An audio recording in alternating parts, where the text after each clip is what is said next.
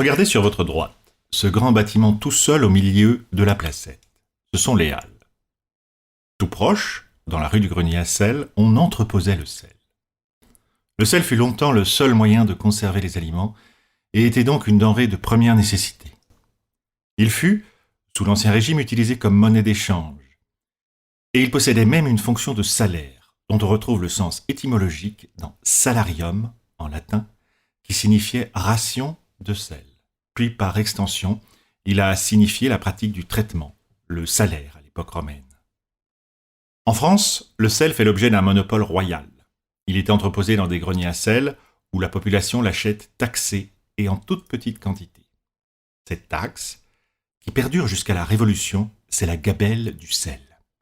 Un impôt indirect qui représente, selon un mode de calcul moderne, environ 6% des revenus royaux et à la Révolution 30% des revenus de la ferme royale. Bien sûr, les régions productrices, comme la Bretagne, à quelques mètres d'ici, sont exemptées de cette taxe.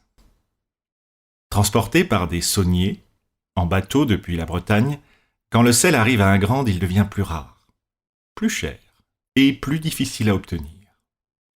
Entreposé dans le grenier à sel, gardé par des gabelous, des soldats qui sont aussi occupés à récolter les taxes et surtout à traquer les contrebandiers, les faux sauniers.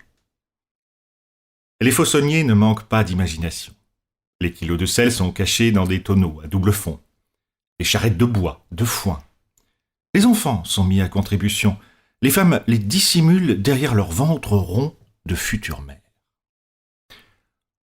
Pour couronner le tout, ici en Anjou, les habitants sont obligés d'en consommer une certaine quantité, environ 47 kilos par an pour une famille de 14 personnes, ou un peu plus de 3 kilos par personne et par an.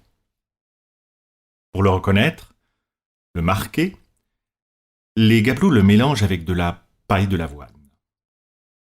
Sur la gauche des halles se trouve le bâtiment de l'ancienne gendarmerie. Derrière les halles, sur la gauche, dans la rue suivante, c'est l'ancienne prison.